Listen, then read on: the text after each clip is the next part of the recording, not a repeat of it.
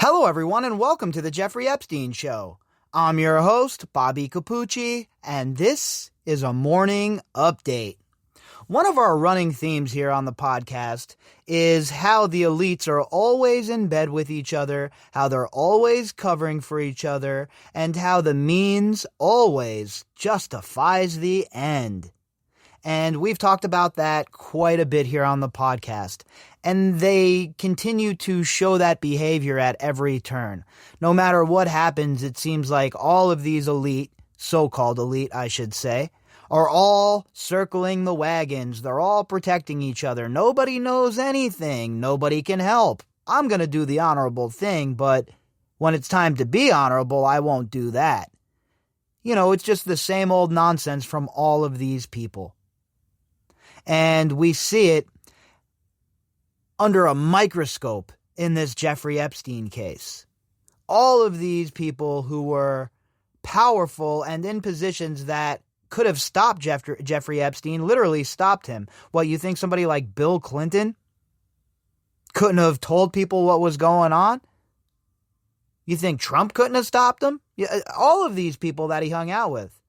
My point is, these elites, they really love to cover for each other, and they really love to navigate the legal system and the laws that their friends put on the books. In our article today, we're going to talk about just that. This article is from fairobserver.com. The headline, Alex Acosta and the Guidelines of the Elite. Now, again, this is systemic, right? The elite covering for the elite, and people like Alex Acosta, well, he's not top of the food chain, of course, but he's certainly in the conversation, right? At least rubbing elbows, certainly would be considered more so-called elite than than me or you, right? So, of course, he wants to be propelled into that next level. He wants to be rubbing shoulders and getting a job on a president's cabinet, doesn't he? So would he be able to do that if he was ruffling feathers or making it difficult for his bosses to do what they have to do? Of course not. Acosta was a yes man. Acosta was a low-level so-called elite. And I've said that from the very beginning. This is a guy who was given too much credit, all right? And he did not wield that much power nor deserve that much credit. This is a man who was a mid-level operative, someone who was taking his orders from Mukasey and those on high, and he eventually ended up becoming the fall guy. But not after enjoying a bunch of success and being part of a president's cabinet for a while. So it was probably worth it to him in the end to be the fall guy here. This article was authored by Peter Isaacson. Two fundamentally ambiguous events concerning the Jeffrey Epstein affair have left many people wondering how far the web of influence around the convicted sex offender extended. The first was the trial that ended with a sweetheart deal allowing Epstein, an American financier, pedophile, to be virtually free while serving prison time. The second event was his apparent suicide in prison as he was awaiting trial on separate charges. Yeah, there's no doubt about it, right? It's two big questions that there's no answers to. And every single time we think we have some more answers, we just end up with more questions. And a lot of that has to do with the seedy-ass Just Us department and them not being transparent and the so-called elite covering for the so-called elite. The conditions surrounding his suicide are so spectacularly equivocal that any rational person can only be dumbfounded by the uncritical acceptance by the media of New York City's medical examiner's declaration of suicide as definitive. Well, I've been saying that for quite some time, right? Look, I'm more than willing to accept it was a suicide. I'm not sitting here telling you about little green men and Sasquatch and the chupacabra, even though all of that shit is fascinating, right? We're not dwelling in that realm. We've already left the world of conspiracy theory, folks, and we've been involved in unraveling a massive cover-up, right? That's where we're at. But the CNNs of the world, the Fox Newses of the world, the mainstream legacy media led by outlets like the New York Times and the Washington Post, they're just so willing to accept the narrative when it fits their own bias. But when they feel like they can score some political points or they feel like they can be involved in some division, all of a sudden they're hard-charging journalists once again. It's bullshit. It's tired, and I really hope that we make these people pay the best way possible, and that's by tuning them out. I can't tell you the last time I turned on the news, Fox or MSNBC or any of the other garbage networks. It's all trash, folks. It's all programming. And none of it is beneficial to us, in my opinion anyway. CNN, for example, reporting on the most recent news concerning the 2005 trial and the sweetheart deal, writes dryly, Epstein died by suicide in a federal jail in August 2019. No nuance, no questioning, no allegedly, none of it. And do you really think CNN did an exhaustive investigative look into this? Of course they didn't. We've been following the case every single day for over a year, and we have not missed a day. Has CNN been at the forefront here? No, they have not. So who are they to come out and declare that, well, this is how it is, especially considering they've been telling us for a year, basically, longer, MF Barr, Barr's a liar, Barr's a criminal, Barr's a thief, Barr's this, Barr's that. Now all of a sudden we should accept Bill Barr's narrative at face value? Why is that? Ask yourselves, what does CNN have to hide here? What do all of these legacy media companies have to hide here? Are they in bed with Epstein a lot deeper than we even knew? Quite possibly. And I'm sure all of that will be unraveled as we continue on this journey. In the article, CNN cites a review by the Department of Justice finding that Alex Acosta, President Donald Trump's former labor secretary, exercised poor judgment when, as U.S. Attorney in Florida, he gave sex trafficker Jeffrey Epstein a non-prosecution agreement. It adds that the review did not find that Acosta or other prosecutors engaged in professional misconduct. An absolute joke, by the way. And we've talked about it ad nauseum at this point, but it deserves to be mentioned again. It was complete negligence at best. And at worst, it was these guys colluding with Epstein's lawyers to give him a sweetheart deal. So I have a very hard time believing it was all negligence, folks.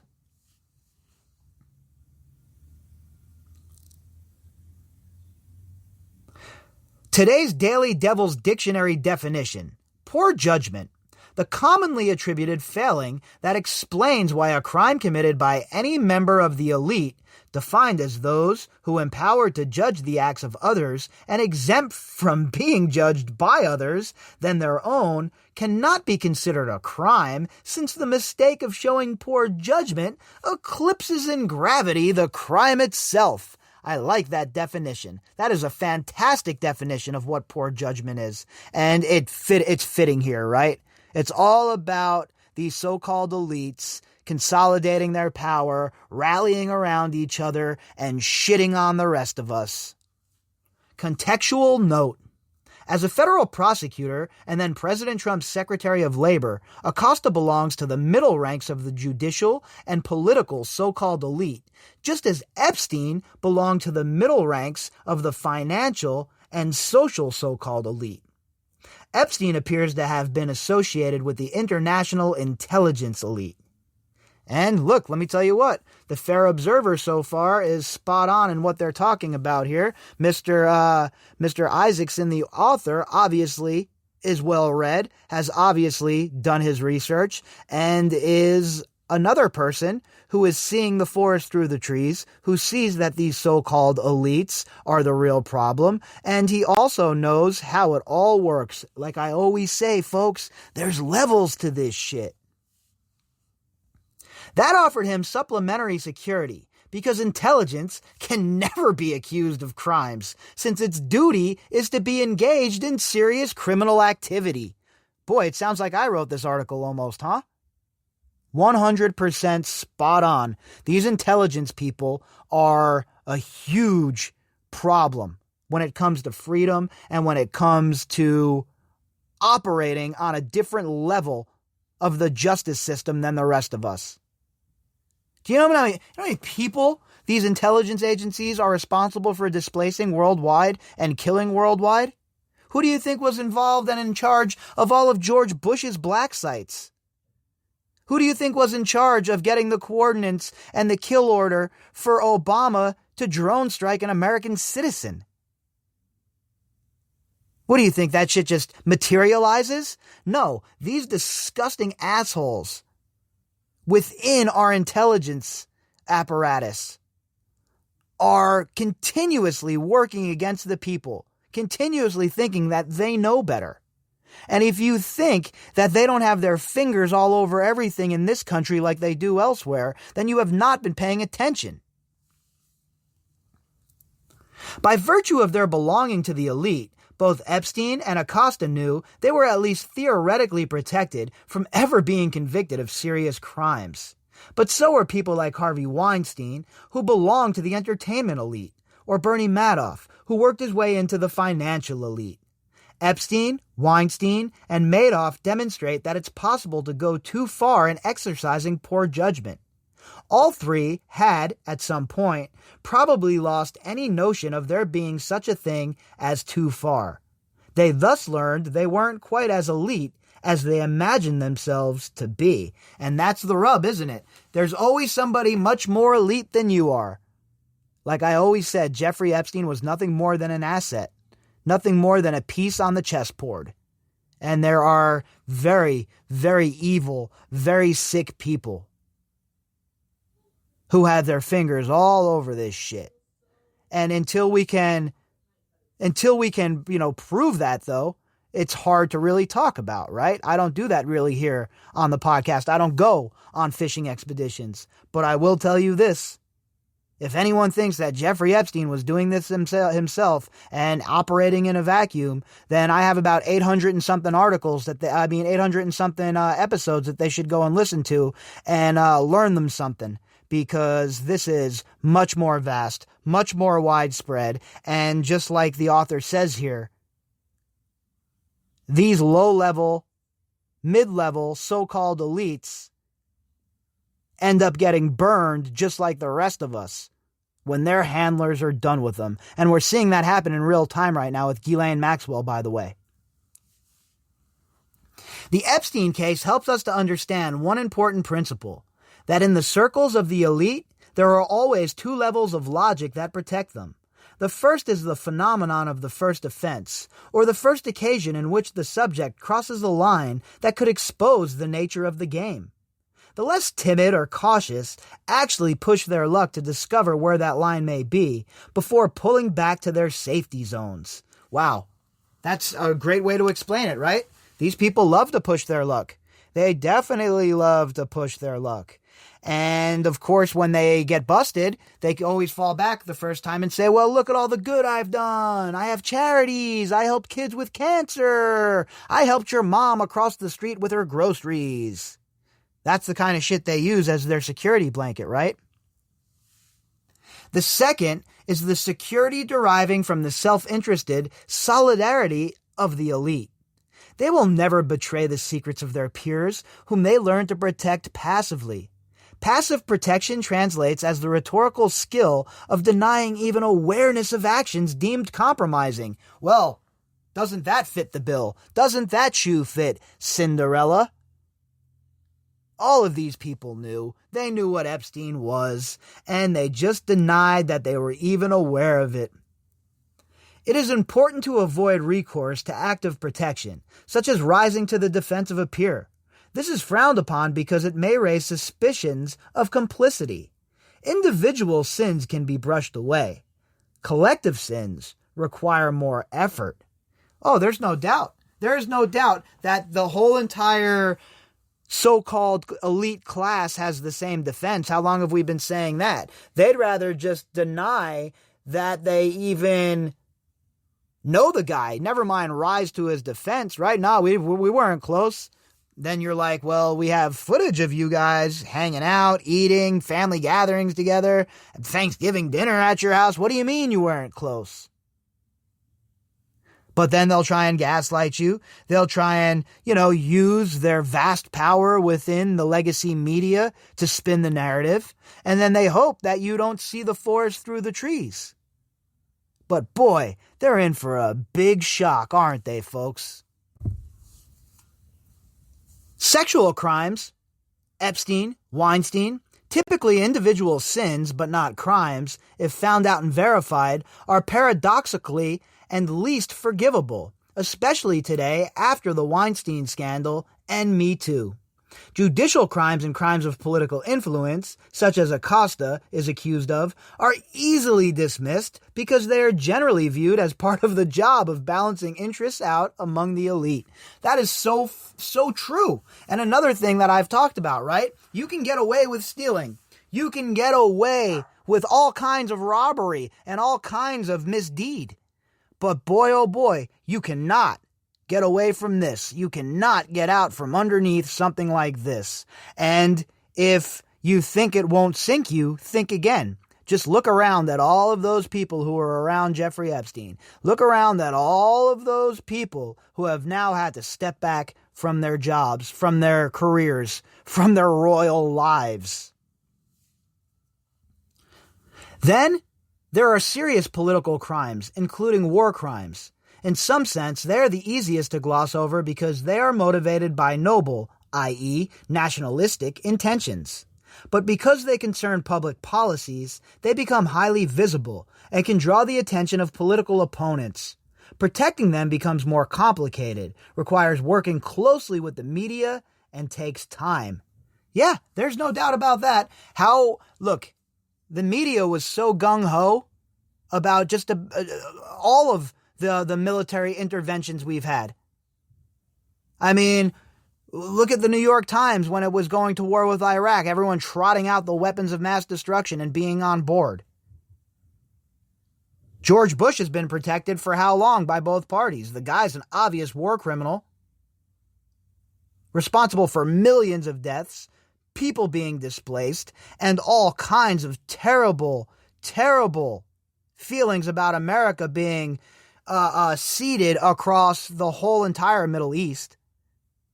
And he's never been held accountable for anything, right? In fact, since he was not a big, as big of a evil demon as Trump, the media is even starting to warm up to George W. Bush all of a sudden.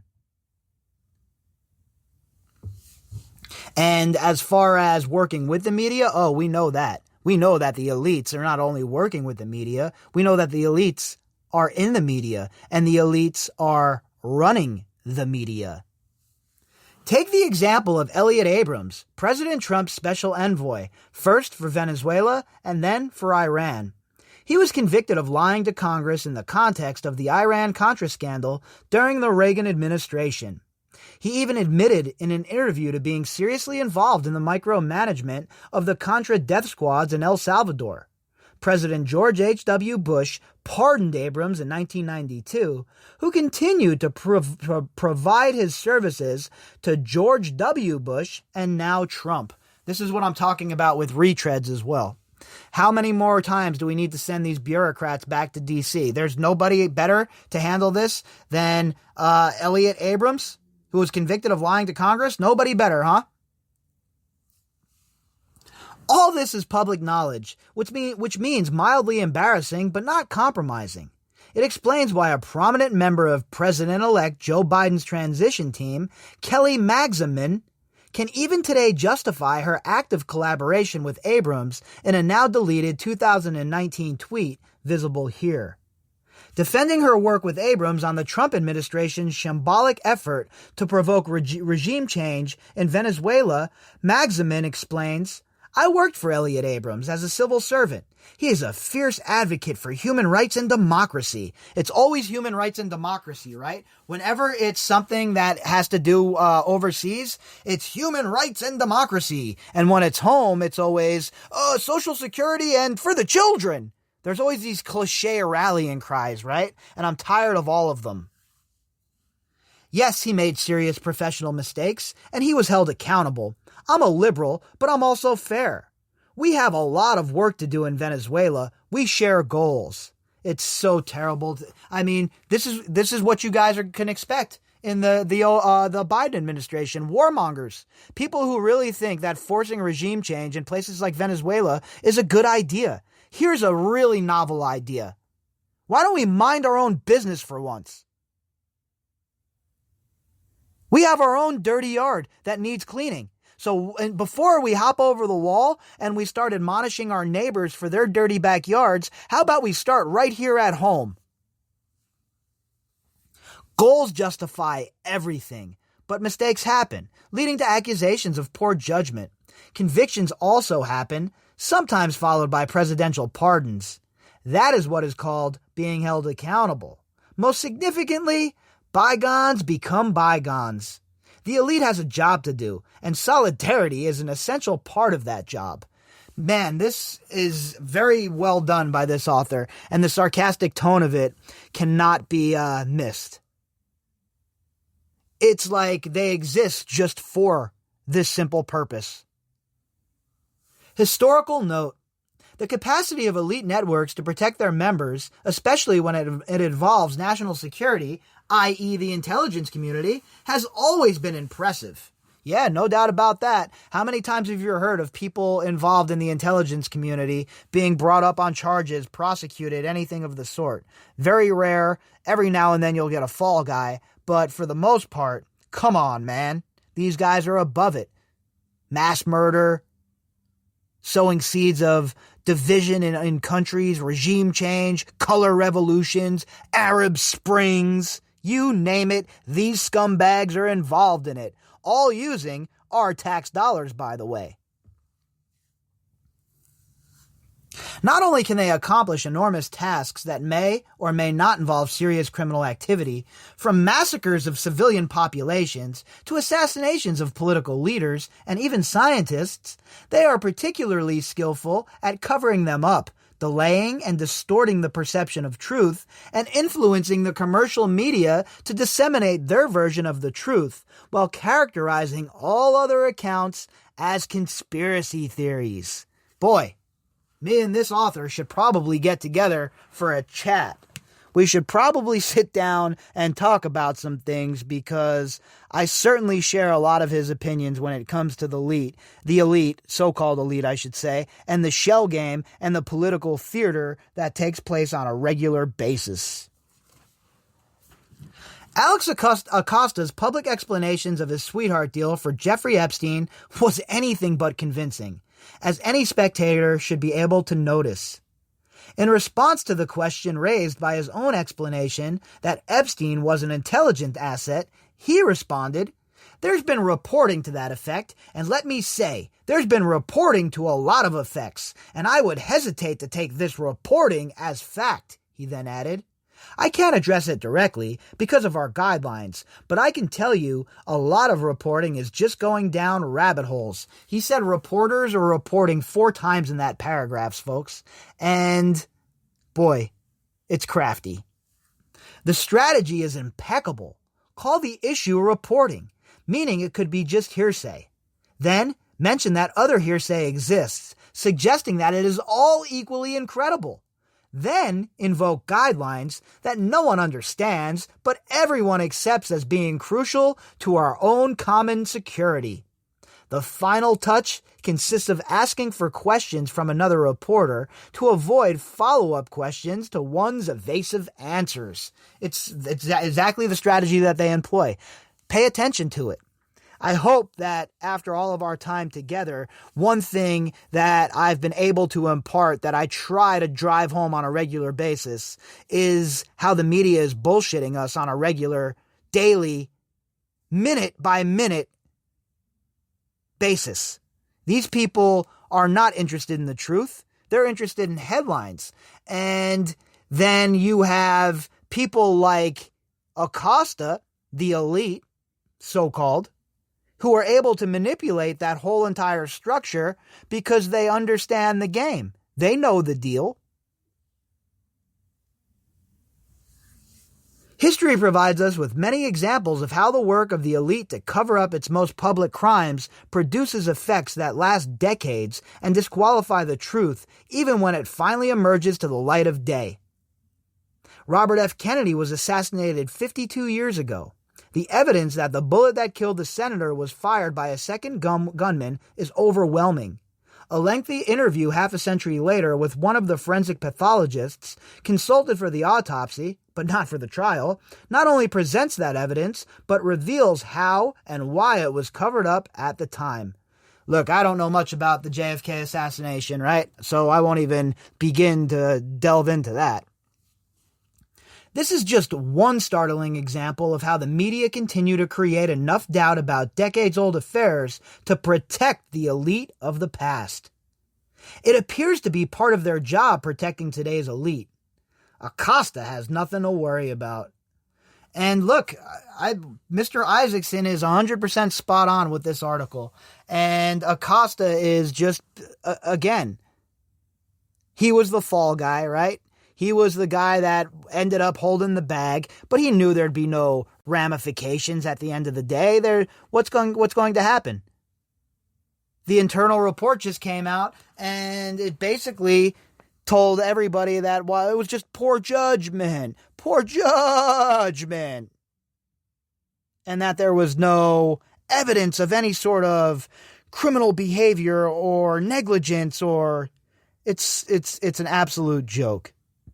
And if you don't think that the Department of Just Us is involved in this whole entire way of manipulating the truth and covering things up, then I don't know what to tell you. Because I know for me, myself, personally, I have zero faith in the Department of Just Us. And I find myself being very, very, very cynical about everything that they say. But one thing is very clear. When it comes to so-called polite society and the so-called elites, the means always justifies the ends. If you'd like to contact me, you can do that at bobbycapucci@protonmail.com. That's BOBBYCAPUCCI@protonmail.com. You can also find me on Twitter at BOBBY_CAPUCCI. All of the links that go with this episode can be found in the description box. And to everybody who has supported the show, I appreciate you folks very much. I'll be back later on with the Daily Drop, and we'll see what in the hell is going on then. Hope you folks all have a great day.